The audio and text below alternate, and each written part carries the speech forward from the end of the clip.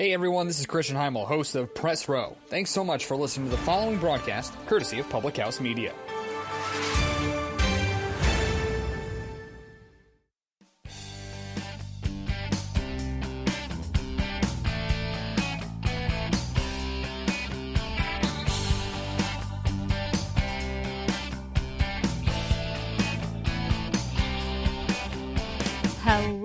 Hello, welcome, and thank you for joining the Confessions of a Military Spouse podcast. I am your host, Jenna.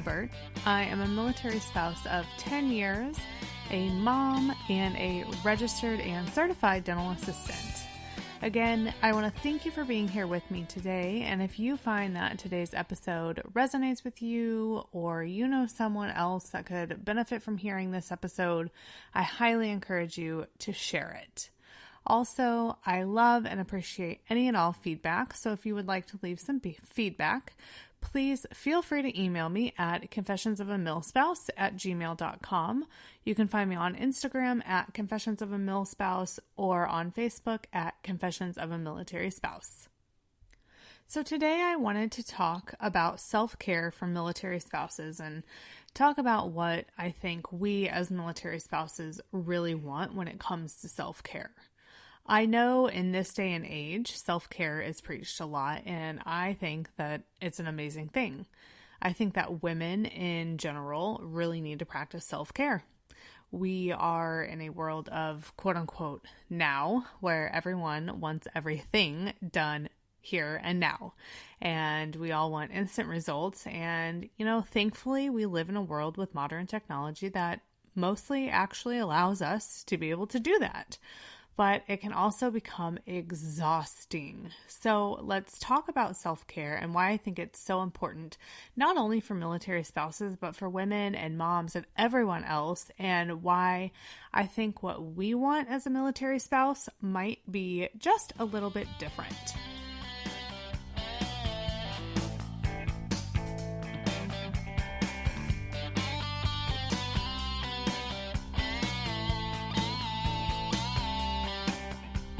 So let me start by saying that as a mom and a woman in general, I think that self-care is beyond important.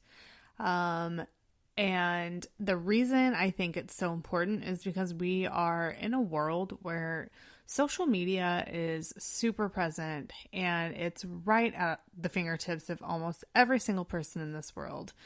The public eye, so to speak, is constantly comparing everything we see to either celebrities or TV shows or movies, and the urge to be this quote-unquote perfect person is so large that it becomes, in my opinion, overwhelming.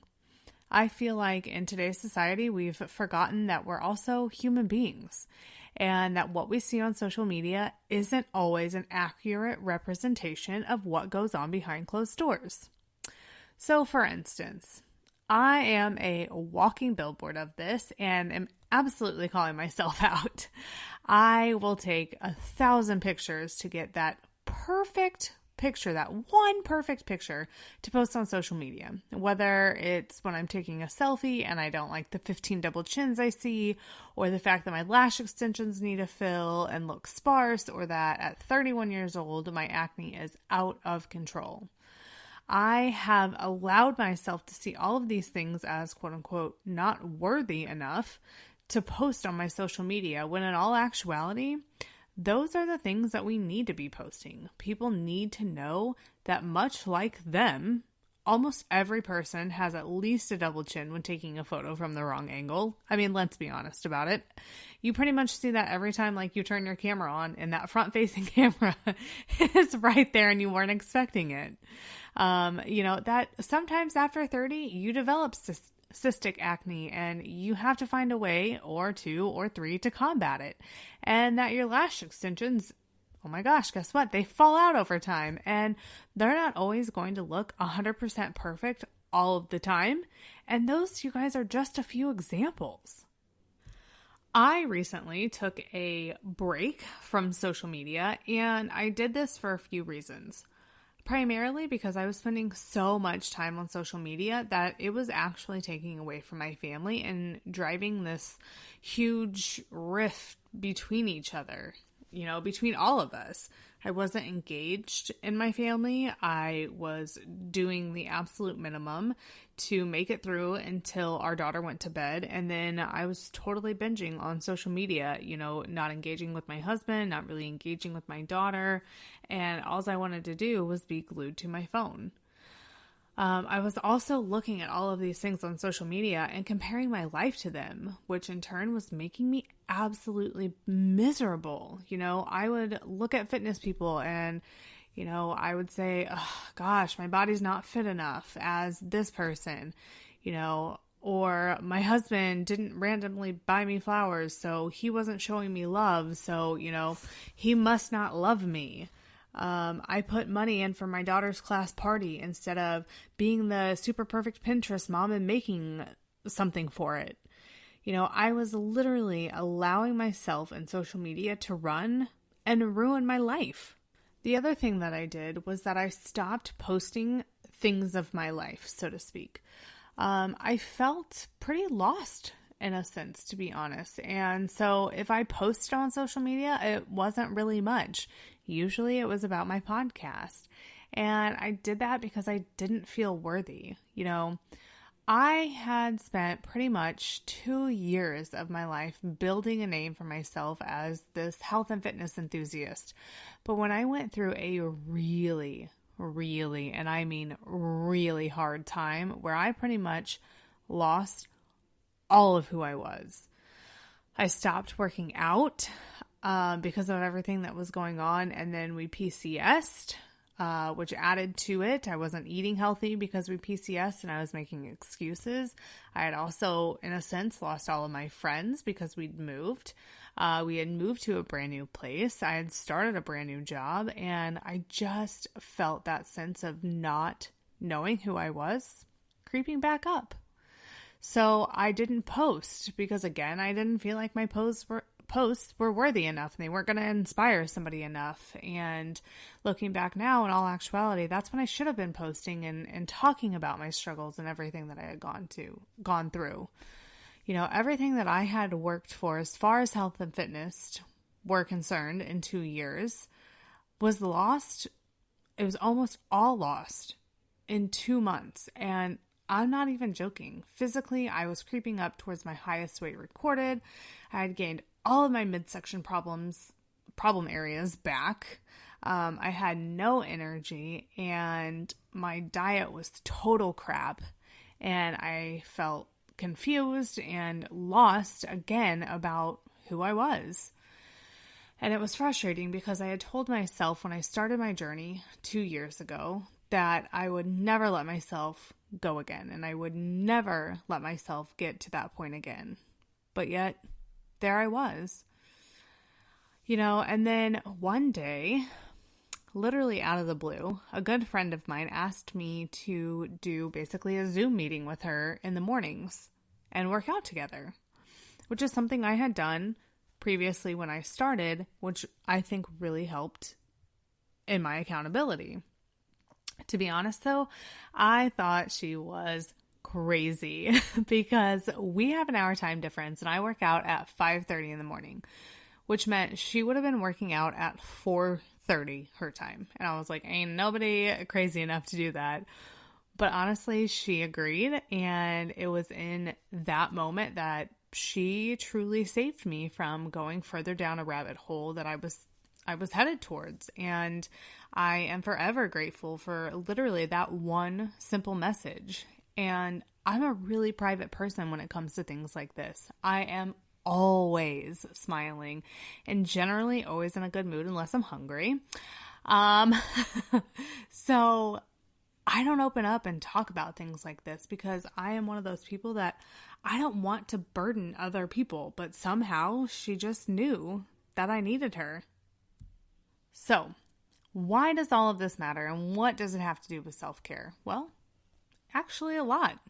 Since that text message and since I've been consistently working out and quote unquote experimenting with different eating options, such as lazy keto, drinking keto or ketosis drinks, portion control, things like that, I have, quote unquote, found myself again. And what I've realized is that maybe it's not about finding myself again, but finding a new and better version of myself. You know, my husband and I recently ran our first Spartan race of 2020, and it was exhilarating. For those of you that don't know, in 2017, my husband signed me up for a Spartan race. I trained 0 for it. It about killed me, but I was determined to get my trifecta that year, which is 3 Spartan races, a sprint, a super, and a beast, all within the same year. And I did it. And from that point on, those Spartan races have kind of been something for my husband and I to do together. And it's what we do for quote unquote fun. And this most recent race was seriously one of the best races I have ever had. Now, it could be largely in part to the fact that the course was flat. Oh my God, it was so flat and I was so excited. But either way, it was totally amazing, and it definitely reminded me of why I love health and fitness so much. I love it because it's challenging and it requires both mental and physical strength. And literally just when you think you can't go any further, you dig deep and find that little bit in you to just keep pushing and keep moving forward. Much like being a military spouse. There are so many times that as a military spouse, I've wanted to quit. I've wanted to throw in the towel because, you guys, this shit is hard. There is literally no doubt about it. But just when I get to that point, I dig deep and I find that little bit of strength to keep going. Whether it's just for that day, it's for the rest of the week, for the month, the hour, the minute, whatever it is. I find it and I keep pushing on. And this is why I think self-care is so important. Without self-care, we as women, moms, military spouses, people in general, cannot be the best version of ourselves. And if we're not the best version of ourselves, then we sure can't be the best for someone else. So, why do I think self-care looks a little different for military spouses? Well, because sure, you know, we want to be able to take a bath alone without anxiously awaiting a crying baby, or maybe we want to binge watch Netflix on the couch for a day without having to share the TV with a kid or a husband, or maybe we want to go and get our hair and our nails and our lashes done so we feel pretty about ourselves, which will boost our confidence. Those are all things I think most women and moms and military spouses want when it comes to self-care. But where it differs as a military spouse is that we want to be able to plan a trip or maybe even, dare I say, a vacation without having to hesitate because who knows if the leave will actually get approved or who will we be offending if we decide to actually take a vacation instead of going home to visit family. I think it's super important as military families to have that time away from home and the everyday duties that we have. But generally, when we have that chance as military families, we're going home to see family. And a quote unquote vacation is just a dream. Or better yet, maybe self-care as a military spouse or family is having family come visit you and help with the everyday duties while your spouse is deployed. To me, that sounds even better, and I know that is something that I completely hoped for whenever my spouse was deployed. I think especially for military spouses that have a spouse that's deployed, a mental health day without worry would be some of the best care imaginable. And I'm not talking just one day, of the entire deployment either. I'm talking probably at minimum once a month, a day where if you have kids that are in school, the kids at school, or maybe you get a sitter and you don't have to quote unquote worry about responsibilities. Maybe you go to the spa for a relaxing massage. Maybe you go to therapy to talk about everything. Maybe you binge watch Netflix. Maybe it's something completely different, but whatever it is, it's for you and without judgment and worry of all of the other adult responsibilities that are going on. So if you want to sit at home in your pajamas and eat ice cream for every single meal while binge watching You on Netflix, then do that. Whatever makes you happy and is something for yourself. Call in those quote unquote reinforcements if you need to help with whatever tasks you need help with, whether it's laundry, cleaning, meal prepping, whatever. But make it a point to take that mental health day for yourself, and you will thank yourself every single time. Another thing that I can't stress enough as a military spouse when talking about self-care is time spent with friends. You guys, my first and most recent deployment with my husband were two totally different experiences. I think a large part of those differences too were the fact that my first deployment, I should say, I guess my husband's first deployment, I didn't really have friends, so I never really had an escape.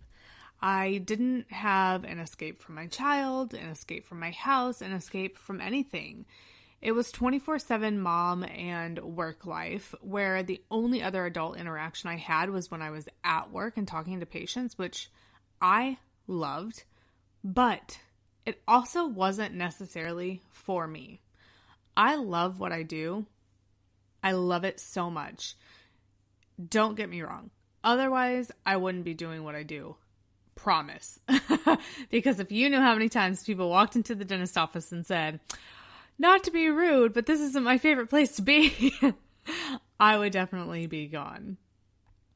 But I also didn't have those friends to just go grab a glass of wine with when I had a bad day, or go over to their house and hang out so our kids can play, just to get away from the constant mom 24/7. Now, my husband's last deployment though, I had a tribe, and one of the best tribes I could ever ask for. We had husbands in the group that would watch kids so the moms could go out and enjoy ourselves kid-free. We also had houses that we could take all of the kids to, and you guys, there were at least 11 kids at any given time in our group. But we had houses that we could take the kids to, and all of the moms and dads would hang out, have fun, play games, whatever, while the kids played, and it was so nice. It was nice to see other parents annoyed by their kids or picking up the slack for another parent when they were busy. It was just nice to know that we weren't alone, and it was a safe place for me. So I cannot stress enough, and I highly recommend finding that one friend or that tribe that you have that safe place to, that you can literally just show up and say, you know what? I had a shit day today. I brought a bottle of wine. I just want to sit here and drink. Maybe I don't want to talk. Maybe I do want to talk. Whatever it is, find those people. One more thing that I think would greatly benefit military spouses when it comes to self-care is to, quote unquote, take a break from the military. And you're probably thinking, what the hell do you mean by that? Well, let me explain. I know that especially as a stay-at-home mom, it can be easy to find yourself wanting to stay at home with your baby, your toddler, your dog, whatever, all the time. But if you live on base, that I feel like can become pretty cumbersome. You're constantly surrounded by military life. All of your neighbors are military. You're constantly hearing the roaring of jets, the bangs of shots, and constantly seeing, the military trucks driving, and everything that is surrounding you is military. Literally, everywhere you look and turn is something associated with the military. The CDC, the movie theater, whatever it is, it's military associated. Then again, there's social media. Sure, there are amazing military spouse groups. I've found them for sure, and they have honestly been my lifeline since moving here to Beaufort. But they can also be pretty toxic. There are some pretty catty spouses on those sites that seem to live to put people down, whether you're a seasoned spouse or a newbie. One wrong question and you're the laughingstock of the page, which in my opinion is super, super sad. This life is hard enough, and we do not need people putting us down. Life in general is hard enough with no one putting us down. Military life in general is even harder with no one putting us down. And then you put all this shit on top of it. It drives me nuts. And if you follow me on social media, I know, I'm just talking about how bad it was. But if you follow me on social media, you've probably seen the article I shared about the military spouse that actually committed suicide because she was made fun of on one of those spouses' pages. So when I tell you the drama's there and the drama's real, it is. And I think it's important, as I said, to shut down those social media apps, whether it's for an hour a day, every day, a few days at a time, a month at a time, whatever it is. I definitely recommend shutting it down. And if you're living on a base, like I said before, I recommend getting off the base, whether it's to grocery shop at a new store out in town, Walmart grocery pickup. You don't even have to get out of your car there. Visit a new coffee shop and bum their Wi-Fi, or go get your nails done. Something, anything. I just highly recommend getting off base to do something that you love and to take a break from the military, so to speak. You guys, the bottom line and takeaway from all of this is that we as women, moms, and military spouses need to be taking the time to practice self-care. Whatever that looks like to you, do it. Whatever it is that makes you happy or fills your cup, do it, and do it without worry. Thank you all for being here with me today. I truly hope you enjoyed today's episode. And don't forget to subscribe to your favorite podcast listening platform so you never miss an episode.